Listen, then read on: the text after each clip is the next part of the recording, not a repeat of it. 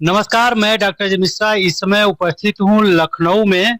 और मेरे साथ में बहुत ही खास हस्ती हैं जिनका मैं आपसे परिचय कराना चाहूँगा। और साथ ही कुछ उनसे प्रश्न और उत्तर का सिलसिला चलेगा।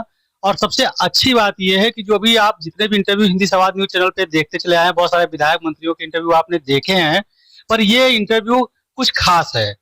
कुछ आपको ऐसा सिखा कर जाएगा, अगर आप एकाग्रता से ध्यान से इसको सुनेंगे, समझेंगे, जानेंगे, तो निसंदेह मैं दावे से कह सकता हूं कि आपके जीवन में मूलभूत परिवर्तन होगा। आज हमारे साथ उपस्थित हैं डॉक्टर प्रज्ञा मिश्रा गार्गी जी। आप कथावाचिका हैं। मैम, बहुत बहुत नमस्कार, धन्यवाद कि आपने समय दिया हमें। धन्यवाद। मैम, हिंदी संवाद के इस चैनल पे हम लोग उपस्थित हुए हैं, आपने हमें समय दिया, इसके लिए बहुत बहुत धन्यवाद। हमारी पूरी टीम आपका बहुत बहुत धन्यवाद ज्ञापित करती है। शुरुआत करना चाहेंगे आपसे कि ये जो आप इतने मधुर शब्दों में और बहुत बेहतरीन तरीके से ये कथा आप करती हैं, इसकी शुरुआत कब से हुई आपके जीवन में? शुरुआत तो बहुत बहुत बचपन से ही मतलब मेरा मन था। जब हम 2, 4, 5 साल के थे, तब से ये था। लेकिन मंच जो है मैंने वो सन 2000 से, यानी कि जब हम 10th में पढ़ते थे तब से कथा करना शुरू किया है। यानी कि लगभग 15 साल, 14-15 साल की एज से, टेंथ यस। टेंथ 14-15 साल की एज से ही आप कथा का ये कार्य कर रही हैं। तो इसके लिए कोई आपने निमित्त प्रशिक्षण लिया है, या कहीं किसी के शरण में जाकर के कोई गुरु आपका रहा है, या कैसे ये शुरुआत हुई है? कहीं प्रशिक्षण नहीं लिया है। हमारे पिताजी ही हमारे गुरु हैं। वो एक भागवताचार्य हैं, श्री रमाकांत तिवारी हमारे पिताजी का नाम है।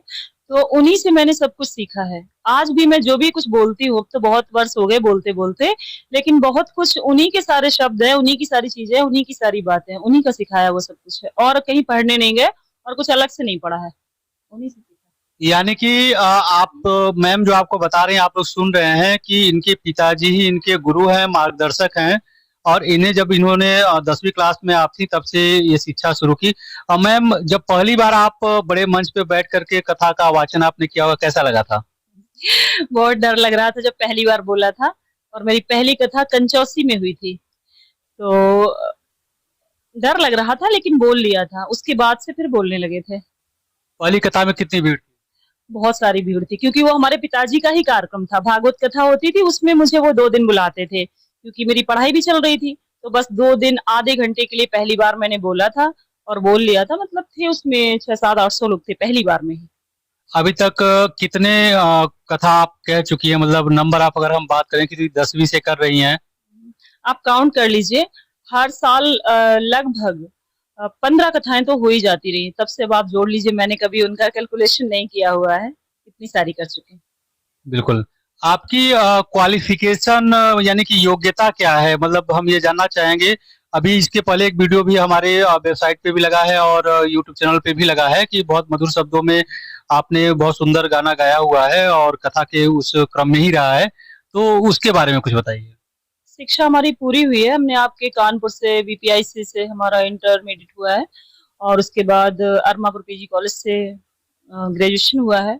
फिर डीबीएस से हमारा एमए हुआ है। उसके बाद मैंने एमए इंग्लिश में, हिंदी में, और हमारा बीएड, एमएड, इंग्लिश में एमफिल, हमारा सारा कुछ कंप्लीट है।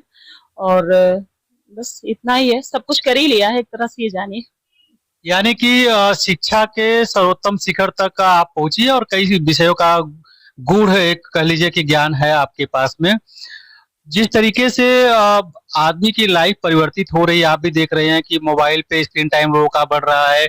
बहुत सारे कंटेंट लोग मोबाइल पे देखना पसंद कर रहे हैं। ऐसे समय में क्या आपको कभी ऐसा लगता है कि जो हम विचारधारा और जिस उद्देश्य के साथ आगे बढ़ रहे हैं वो कुछ चुनौती भरा है? यस, बिल्कुल है। क्योंकि जो आज के जो गार्जियंस है ना, वो अध्यात्म की ओर, धर्म की ओर उनका कोई इंटेंशन ही नहीं है। वो ये समझते हैं कि यदि हमारे बच्चे मतलब ये नहीं देख रहे, नहीं पढ़ रहे हैं, तो बहुत अच्छा कर रहे हैं। वो ना उन्हें मंदिर ले जाएंगे, ना उन्हें कुछ सिखाएंगे। तो ये सारी चीजें हैं, बच्चे ये पसंद ही नहीं करते हैं। तो ये हमारी जो ये जनरेशन है, मतलब हमारे जैसे जो माता पिता है, उन्हें ये करना चाहिए कि अपने बच्चों का ध्यान इस ओर अट्रैक्ट करें। उन्हें समझाएं कि हमारी संस्कृति, हमारा धर्म, इसके बिना हम मतलब कहाँ पर हम रहेंगे, कहाँ एग्जिस्ट करेंगे। तो ये हमारी जिम्मेदारी है। बच्चे बिल्कुल भी ये सब तो देखना जाना कुछ पसंद ही नहीं करते। हमें करना पड़ेगा उनके लिए। मैं हर कथा में ये प्रयास करती हूँ। मैं पेरेंट्स को कहती हूँ कि आप लोग तो यहाँ तक आ गए क्योंकि आपके पेरेंट्स ने आपको यहाँ तक भेजा, पर आप अपने बच्चों के साथ क्या कर रहे हैं, आप उनको सिखाइए। मेरा ये हृदय की मेरी एक पीड़ा भी है। मैं हर जगह में, हर कथा में मैं कोशिश करती हूँ कि लोग समझें और अपने बच्चों को लाएं कथा में और उनको सिखाएं, घर में ही सिखाएं। ऐसा करती हूँ। एक्चुअली जिस तरीके से मनुष्यों की आवश्यकता जो है बढ़ रही है और लोग अपनी भावनाओं को बहुत बृहद रूप में कर रहे हैं, ऐसे में आप देखिए कि नीतियां और गलत नीतियों में बहुत अंतर नहीं रह गया है। आदमी स्वैच्छिक रूप से गलत नीतियां भी करता है तो उसकी सफाई देता है कि नहीं ये सही है। ऐसे में ये आध्यात्म कैसे लोगों को सुधार सकता है, ये कैसे प्रेरणा दे सकता है? यदि आध्यात्म से जुड़े ना व्यक्ति, तब सुधार सकता है। वो समझे, अब जैसे हम राम कथा करते हैं, भगवान राम का चरित्र ऐसा है जो मतलब बहुत बुद्धिमान व्यक्ति भी और बहुत एक गांव के लेवल का बहुत साधारण व्यक्ति भी है ना, यूं कहिए कि गाय भैंस चराने वाला व्यक्ति भी भगवान श्री राम को जानता है। तो बस वो उनके ही आदर्शों को पढ़ ले, समझ ले, जान ले, तो वो इस तरह का जो आप बता रहे हैं कि भौतिकता की ओर और मतलब गलत और सही में विभेद नहीं कर रहा है, तो करने लग जाएगा। पर करे तो कर नहीं रहा। और कथाएं भी आजकल ऐसे हो रही हैं कि केवल एंटरटेनमेंट के लिए हो रही हैं, है ना। लोग विशुद्ध कथा करते ही नहीं है, वो समझते हैं कि गाना बजाना ही कथा है। जो कथा है, जो मुख्य कथा है, वो हो ही नहीं रही है। यदि कुछ अच्छे लोग हैं, कर भी रहे हैं, तो उनको सुना जाए, उनको समझा जाए, हमारे धर्म शास्त्रों को पढ़ा जाए, तभी हो सकता है। अभी जिस तरीके से आप कथा कहती हैं, क्या साथ में आप और भी अपना अध्ययन इस क्षेत्र में लगातार करती रहती हैं? क्योंकि इसका जो एक स्वरूप है वो बहुत बृहद है। अगर देखा जाए तो इतना बड़ा है कि एक आदमी की पूरी आयु कम है पढ़ने के लिए। अगर हम पुराण की बात करें, वेद की बात करें, तो 16-17 पुराण हैं और वेद हैं अपने 4। तो ये क्या मतलब ये लगातार एक नियमित प्रक्रिया है? जी जी। 6 शास्त्र हैं, 4 वेद हैं, 18 पुराण हैं और बहुत सारे उपनिषद हैं।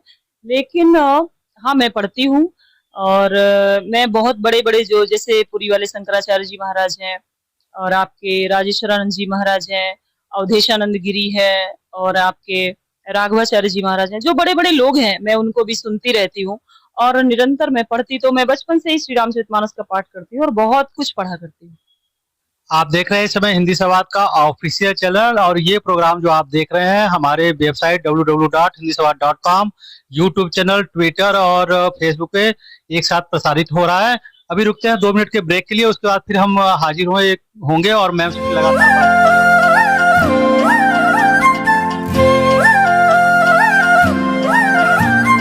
8 साल रहे बेमिसाल, बदले हालात सुलझे सवाल। नए भारत की शिल्पकार मोदी सरकार, नए भारत की शिल्पकार मोदी सरकार, नए भारत की शिल्पकार मोदी सरकार, नए भारत की शिल्पकार मोदी सरकार। जिस मिट्टी को छुआ तुमने वो मिट्टी सोना बन गई, सब बाधाओं को तोड़कर विकास की राहें खुल गई। जनता ने जो चाहा वो करके तुमने दिखलाया, 370 हटा के भारत माँ का मान बढ़ाया। जन जन की उम्मीदों की सुनी पुकार, नए भारत की शिल्पकार मोदी सरकार, नए भारत की शिल्पकार मोदी सरकार।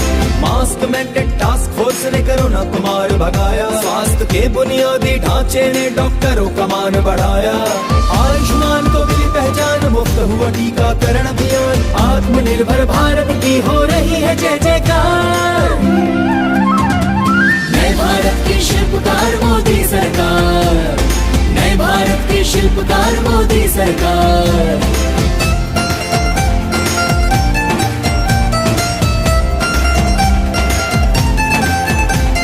स्कूलों में स्किल इंडिया, यूनिवर्सिटियों में प्रतिमान, नई शिक्षा नीति ने देश का बढ़ाया है सम्मान। स्टार्टअप इंडिया से युवा क्षमता बढ़ा रहे, भारत का निर्माण कर सुशासन फिर से ला रहे।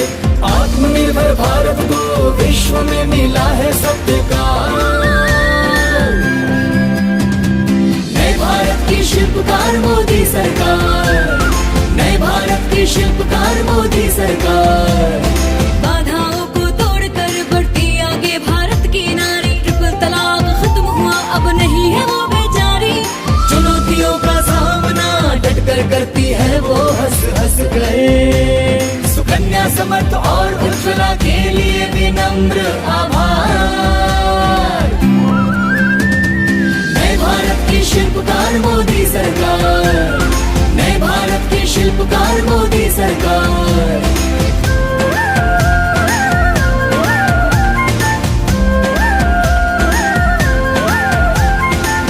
कल्याण अन्न योजना और अंत्योदय आ गई। पीएम आवास योजना से खुशियाँ घर में छा गई।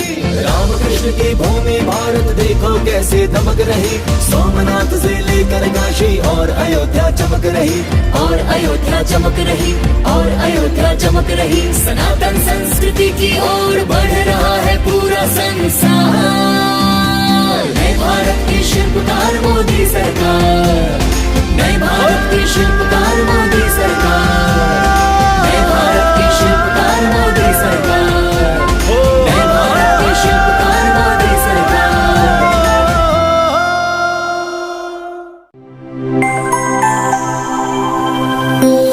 एक बार फिर से आपका स्वागत है हिंदी संवाद के इस चैनल पे। एक ब्रेक के बाद फिर से हम उपस्थित हैं। मैम, जो बातें हम लोग लगातार कर रहे हैं, धर्म ही ऐसा है। कई बार ऐसा होता है, हम लोग भी कभी किताबों को पढ़ते हैं, कोई धर्म की किताब अगर लगातार 10 दिन पढ़ते हैं तो एक मन में स्थिरता आ जाती है, विचार में स्थिरता आ जाती है, एक पॉजिटिव सोच जनरेट होती है। क्योंकि अब ये चीजें आप लगातार कर रही हैं और जो आप पहले नहीं करती थी, यानी 10वीं क्लास से आप ये लगातार आप एक तरीके से शिक्षक के रूप में अध्यात्म को प्रसारित कर रही हैं विभिन्न माध्यमों से। और जैसा आपने बताया कि साल में लगभग 15 से 20 कार्यक्रम होते हैं और एक बड़े मंच पे आप लोगों को करती, तो लाखों लोगों को हर साल आप संबोधित करती हैं। तो आपकी जो विचारधारा उस समय थी जब ये शुरुआत नहीं की थी आपने, और अब जो है तो मन में कैसा महसूस कैसा आता है, एक फीलिंग कैसी आती है? तब तो बचपन था, तब केवल ये लगता था कि मैं मंच पर हूँ, लोग मुझे सुने, मतलब इस तरह का भाव था। लेकिन आज लगता है कि बहुत बड़ी मेरे ऊपर जिम्मेदारी है, मुझे लोगों को समझाना है, बताना है, और इतने लोग मुझे सुनते हैं, और उनमें से यदि कुछ लोग भी मेरी बातों को समझ लेते हैं, आत्मसात कर लेते हैं, तो मुझे लगता है कि मेरा बोलना और कहना सफल हो जा रहा है। आध्यात्म में लोग जनरली इसको बोरिंग मानते हैं, कहते हैं अरे कौन इसको करे, एक उम्र हो जाएगी तब हम करेंगे। और एक लाइफ की जो अनिश्चितता इस समय बन पड़ी है कि 30 साल के आदमी की भी लाइफ खत्म हो सकती है, ये दिख भी रहा है, और 70 साल की भी खत्म हो सकती है। तो ऐसे में आध्यात्म जल्दी शुरू करने के लिए किस प्रतिबद्धता की जरूरत है कि लोग उसमें इस तरीके से जुड़े तो धीरे धीरे वो पारंगत होते जाएंगे? अब यदि कोई बचपन से जुड़ गया है, किसी के पेरेंट्स हैं, तो वो बचपन से जुड़ जाए, या जब जिसको जहां पर मौका मिल जाए। मान लीजिए कोई 30 में भी जुड़ रहा है तो 30 में जुड़ जाए, 25 में जुड़ रहा है, 50 में, 70 में, वो जिस दिन से भगवान की शरणागति हो जाएगा, बस उसी दिन से उसका कल्याण होना शुरू हो जाएगा। इसमें कोई एक घड़ी आधी उतरे पुनियादी। थोड़ा सा भी टाइम यदि आप भगवान को मन से देते हैं ना, तो सब कुछ संभव है। आपने चूंकि कई ऐसे कार्यक्रमों को संबोधित किया है और बहुत सारे समूह को आपने अच्छा मार्गदर्शन दिया, कोई एक ऐसी घटना जो आपके जहन में हुई हो और आपने कोई याद हो कि हाँ ये इस कार्यक्रम में ऐसा हुआ था जो मुझे आज भी याद है, या किसी ने ऐसा प्रश्न किया जिसका आपने जवाब दिया, कोई ऐसा चीज जो शेयर करना चाहें हमसे? नहीं, ऐसा तो नहीं है कुछ। और हर कथा में एक अपना अलग अनुभव होता है। और मुझे जो मतलब जो ये कहे ना कि सबसे अच्छा क्या लगता है, तो मुझे सबसे अच्छा लगता है कि हम मतलब जब हम कथा कर रहे होते हैं, बस मेरे जीवन के सबसे सुखद क्षण वही होते हैं।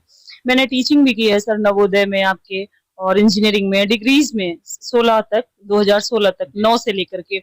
लेकिन वहां पर मेरा जैसे नहीं मन, मतलब एक सेटिस्फेक्शन नहीं हो रहा था, इसलिए इधर हम इस फील्ड में हैं। और मेरे जीवन में भी बहुत विषमताएं हैं, लेकिन वो सारी कुछ भगवान के, मतलब मेरा उन पर इतना भरोसा है, और सब कुछ ऐसे मतलब इतना स्मूथ चल रहा है, मुझे लगता है कि सबको मेरी तरह ही भगवान पर भरोसा कर लेना चाहिए। और जो आपने कही घटना की बात, तो झारखंड में एक बार अभी ऐसा हुआ था अप्रैल में, कि वहां पर मैं कथा कर रही थी, तो ऑडियंस में बहुत लोग आते हैं। तो अपने यहाँ तो थोड़े ज्यादा लोग वैसे हैं, वहां के लोग थोड़े से ना रूरल एरिया टाइप है उधर, तो बहुत सी माताएं आए। मैंने देखा कि वो ऑडियंस में वो भगवान कृष्ण को लेकर आए, लड्डू गोपाल, थोड़े बड़े बड़े थे, बड़े सुंदर से। अब मेरा ऊंचा सा मंच बना हुआ था, तो हमको लगे कि ये भगवान ऊपर आ जाए, नीचे कैसे हैं। तो जब हम मंच पर पहुंचे, हमारे पास माइक आया, तो मैंने उन माताओं से कहा कि ये भगवान हमारे पास आ जाए। तो जो हमारी चौकी थी जिस पर हमारा श्री रामचरितमानस रहा, उस पे उन भगवान को बिठाया गया। एक दिन 4 भगवान आए, आप सोचिए, लोग अपने एक लड्डू गोपाल रखते, मेरे पास 4 लोग आए। और जिस दिन विश्राम था, उस दिन आप सोचिए 6 लड्डू गोपाल थे, और जो सब मेरी तरफ उनका फेस था, और मैं उनका कभी मुकुट, कभी बांसुरी, कभी कुछ सही कर रही थी, और मुझे बहुत अच्छा लग रहा था। बस वही एक मतलब ऐसी घटना है जो मुझे अभी तक याद है, और मतलब मुझे अभी भी सोचते तो मुझे बहुत अच्छा लगता है। उसका वीडियो भी पड़ा हुआ है यूट्यूब पर। अभी आप चूंकि एक नेतृत्वकर्ता के रूप में हैं, लोग आपको बहुत सम्मान करते हैं, प्यार करते हैं, मान करते हैं और आपसे कुछ न कुछ सीखते हैं। हिंदी संवाद के इस चैनल पे हमारे सभी दर्शक जानना चाहते हैं कि प्रज्ञा मिश्रा जी के जीवन का उद्देश्य क्या है? मेरे जीवन का उद्देश्य बस यही है कि मैं निरंतर भगवान श्री राम की कथा करती रहूं, लोगों को उनसे जोड़ती रहूं और अपने मतलब देश के प्रति और समाज के प्रति जो हमारी प्रतिबद्धता है लोगों की, वो मैं उन्हें समझा पाऊं और बस लोगों को भगवान से जोड़ना और खुद भगवान में ही निरंतर लगे रहना, बस मेरे जीवन का यही उद्देश्य है। देश में अयोध्या में राम मंदिर का निर्माण प्रगति पे है, वो तेजी से कार्य हो रहा है।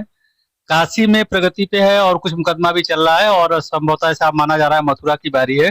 तो देश के जो यशस्वी प्रधानमंत्री नरेंद्र मोदी हैं और प्रदेश के जो यशस्वी मुख्यमंत्री योगी आदित्यनाथ हैं, जो हिंदू विचारधारा को बढ़ा रहे हैं, तो क्या आपको जो ये सब कार्यक्रम होते हैं कहीं से ये सरकार से भी कोई सहयोग मिलता है? अगर मिलता है तो वो क्या है, अगर नहीं मिलता है तो सरकार से क्या अपेक्षाएं हैं कि इस चीज को देखिए, किसी चीज को एक व्यक्ति की सीमाएं होती है प्रचारित प्रसारित करने में, एक समूह लगता है तो थोड़ा सा आगे बढ़ता है, लेकिन जब सरकार चाहती है तो वो लाइन के सबसे क्रम के सबसे लास्ट क्रम तक बातें पहुंच जाती है। तो सरकार क्या आपको अभी क्या सहयोग दे रही है इस मुहिम में? अगर नहीं दे रही तो अपेक्षाएं क्या हैं? नहीं, सरकार हमें कोई सहयोग नहीं दे रही है और ना ही हमारी सरकार से कोई अपेक्षाएं हैं। हमारी तो केवल राघवेंद्र सरकार से अपेक्षाएं हैं और वही सब पूरा करेंगे, इसलिए सरकार से कोई अपेक्षा इस मामले में नहीं। यानी कि सरकारों के सरकार राघवेंद्र सरकार। राघवेंद्र सरकार से अपेक्षा है। यस। प्रज्ञा मिश्रा जी, मैं आपसे ये पूछना चाह रहा हूँ कि हर एक आदमी के जीवन में कई चुनौतियां होती हैं और उस चुनौतियों की वजह से या ऐसी समस्याएं आ जाती हैं कि वो जो करना चाहता है वो नहीं करता। आपके जीवन में भी कभी ऐसा रहा है कि इस कथा के बीच में कोई ऐसी चुनौती या समस्या आ गई हो, आपको लगा हो नहीं अब इसे छोड़ करके यही कार्य करना चाहिए? मतलब कथा को छोड़ करके? जी। हाँ, ऐसा हुआ है कई बार, ऐसा लगा है, लेकिन इनसे बड़ा तो कुछ है नहीं ना, इस दरबार से बड़ा कुछ है नहीं, इसलिए कभी छोड़ा नहीं। कभी ऐसा हुआ, क्योंकि देखिए आप कोई भी समाज हो, जैसे आप कॉलेजेस हैं और या ये फील्ड है या कोई भी फील्ड हो, हर जगह महिलाओं के लिए चुनौतियां हैं, ठीक है? तो इसी तरह से इसमें भी है। लोगों को दूर से देखने में लगता है कि सब कुछ बहुत अच्छा है, पर मतलब करप्शन इज एवरीवेयर, तो यहाँ पर भी है। लेकिन फिर मुझे किसी ने यही कहा कि ऐसे पीछे हटना है ना, आप तो एक तरह से है ना सिंह की बेटी, ऐसे मुझे एक महाराज जी ने कहा, और आपको आगे बढ़ते जाना है, आगे बढ़ते जाना। उनकी बात से मुझे बहुत प्रेरणा मिली। फिर मैंने सोचा कि नहीं, बस इसे ही कंटिन्यू करना है, कुछ और करना नहीं है जीवन में, इसलिए ही कर रहे हैं। हमारे सभी दर्शक कथावाचिका के रूप में, एक पुण्य आत्मा के रूप में आपको जानते हैं। आपके निजी जीवन के बारे में कुछ साझा करिए। कैसा निजी जीवन में? निजी जीवन का मतलब आप अपने परिवार के बारे में, और जो भी आपके परिवार के सदस्य हैं उनकी, भाई देखिए दो जिम्मेदारी होती है, महिलाओं के पास पुरुषों की अपेक्षा जिम्मेदारी ज्यादा होती है और संभवतः इसीलिए ईश्वर ने उन्हें धैर्यवान ज्यादा बनाया है। तो आपके पास इस कथा के अलावा भी बहुत सारी जिम्मेदारी पारिवारिक होगी। परिवार में आपके कौन कौन से सदस्य हैं और कैसे सामंजस्य बैठाती हैं? मेरा परिवार तो मायके का ही परिवार, मैं ज्यादा उसे प्रेफर करूंगी, हर लड़की करती है, पर उन लोगों ने मुझे बहुत सहयोग किया, बहुत सहारा दिया। और ससुराल भी हमारा अच्छा है, सभी हमारे सास ससुर देवर और हमारे पति, हमारे 2 बेटे हैं। बेटा हमारा बीएनएसटी शिक्षा निकेतन में पढ़ता है, 10th में है इस टाइम, और सभी लोग अच्छे हैं, सभी लोग अप्रिशिएट करते हैं, मुझे आगे बढ़ने की प्रेरणा देते हैं, कभी किसी ने रोका नहीं, मना नहीं किया, तो अच्छे हैं सब लोग। कभी ऐसा होता है कि जब आप अपने घर या गली मोहल्ले में निकलती हो, आसपास के जो आपसे उम्र में बड़े लोग हों, पैर छूना शुरू कर दे हों कि देखिए ये मतलब एक आध्यात्म से परिपूर्ण है और बहुत जानकारी है, या लोग आपको बुलाते हो तो एक तीसरी नजर से देखते हैं, बहू की अपेक्षा नहीं है, ऐसा कुछ? ससुराल में तो ऐसा नहीं, ससुराल में तो लोग बहू ही समझते हैं, बहू की तरह ही देखते हैं। कोई इतना मतलब ससुराल में कोई इतना रिस्पेक्ट नहीं करता, मतलब इस प्रोफेशन में। लेकिन अन्य जगहों पर जाते हैं, जो हमारी बाबा की उम्र के भी लोग हैं, वो भी दीदी कहते हैं और वो भी बड़ा सम्मान करते हैं, प्रणाम करते हैं, तो वो बहुत अच्छे क्षण होते हैं। लगता है कि भगवान ने मतलब उनके नाम के सहारे व्यक्ति को कितना कुछ मिल जाता है और फिर भी वो भगवान को बचता नहीं है, ये सोचने वाली बात।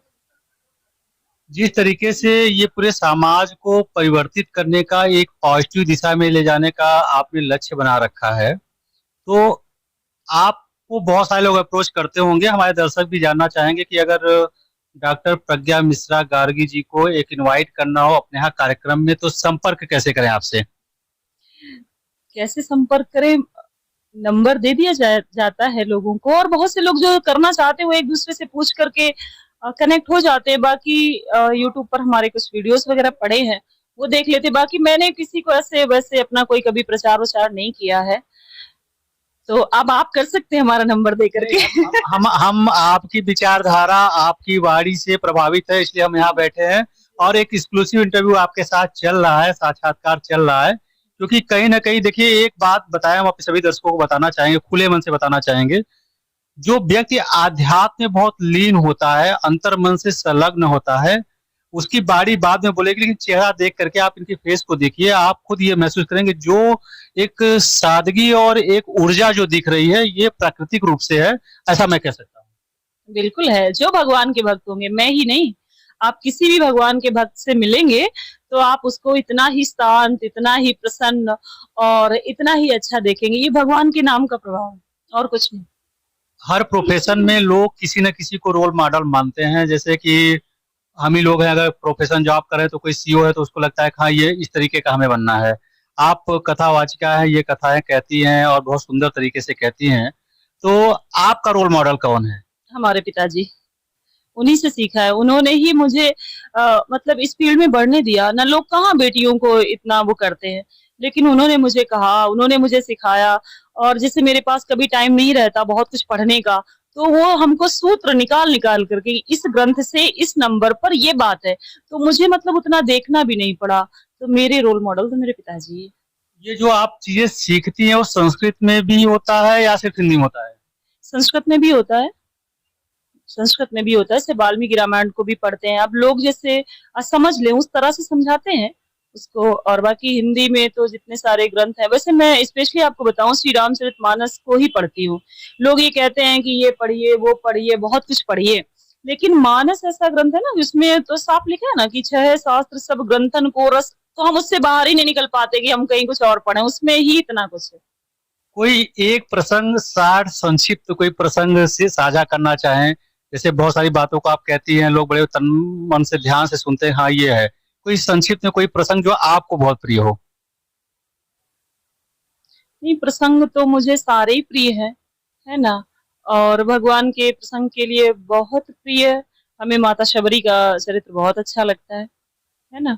एक बिल्कुल अंतिम पायदान पर खड़ी महिला। अब जैसे अपने यहाँ देखिए, जब शबरी जी थी उस टाइम में, तो उनको कोई प्रमोट नहीं कर रहा था, है ना।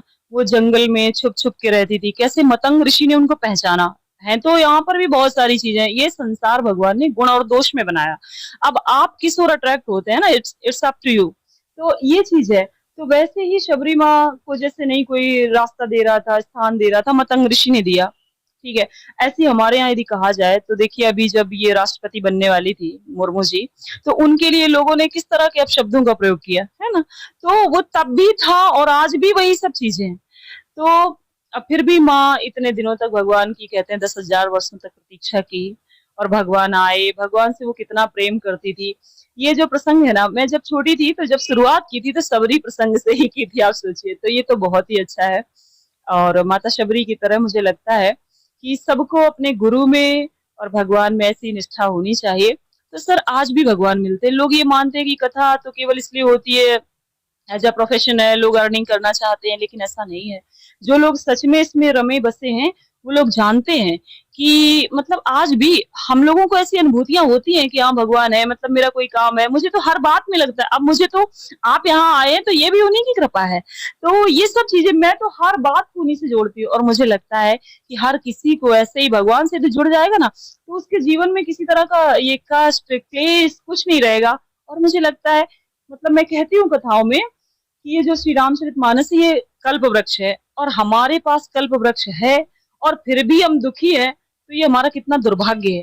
तो बस यही कहना सबसे कि वो मानस का पाठ करें और भगवान का निरंतर नाम लेते रहे, और बहुत ज्यादा कुछ करना नहीं है कलयुग में। बस केवल कलयुग, केवल नाम आधारा, सुमिर सुमिर नर उतरहि पारा। ये मतलब मेरा अनुभव बता रही हूँ कि मतलब अब कहना नहीं चाहिए, पर मेरे जीवन में बहुत विषम परिस्थितियां, दूसरों को देखकर दूसरों को लगता है कि ये बहुत खुश हैं।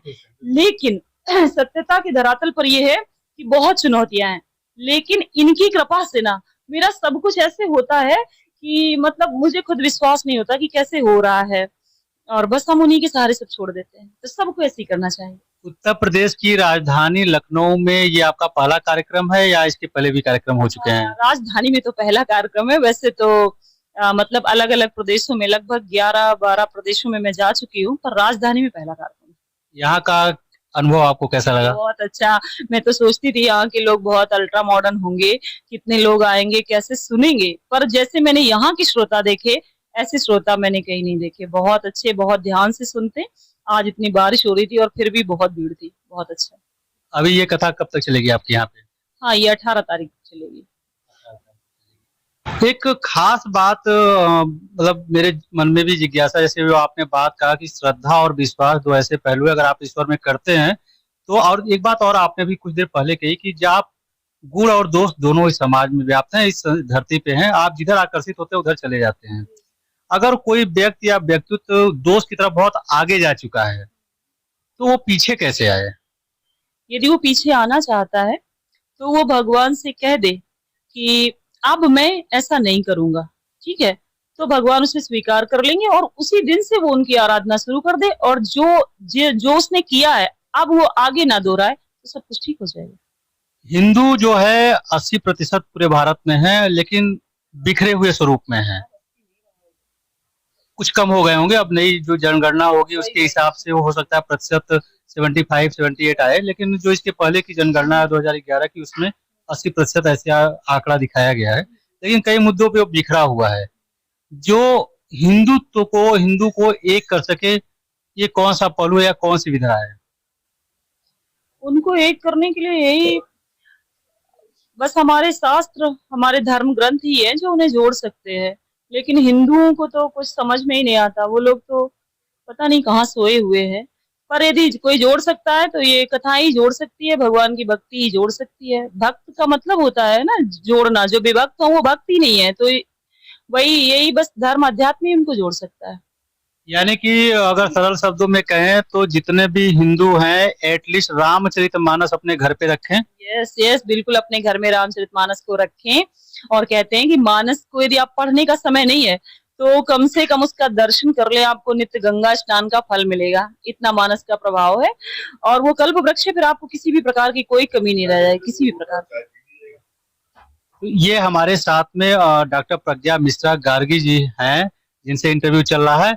बस एक प्रश्न और पूछना चाहेंगे मैम, गार्गी का क्या अर्थ है? ये कैसे आपके नाम के सामने ऐड हुआ? हालांकि मैंने कहीं फेसबुक प्रोफाइल पे आपके देखा था, और आपसे तो डॉक्टर प्रज्ञा मिश्रा ही सुना है, हर जगह पोस्टर में यही लिखा है। गार्गी शब्द का अर्थ क्या है और ये कैसे जुड़ा आपके नाम में? सर, गार्गी ये नाम है। गार्गी एक जो है वैदिक समय में बहुत विदुषी महिला हुई है, जिन्होंने याज्ञवल्क्य जी से शास्त्रार्थ किया था। तो बचपन से मैं इसी तरह की थी, तो हमारे जो पिताजी के गुरुजी है उन्होंने हमारा नाम गार्गी रखा था, हमारे गुणों को देखते हुए। बिल्कुल। तो ये प्रज्ञा मिश्रा जी, डॉक्टर प्रज्ञा मिश्रा जी गार्गी जी, जिनसे इंटरव्यू चल रहा था, और इन्होंने बहुत सरल और संक्षिप्त शब्दों में अपनी बातों को रखा है।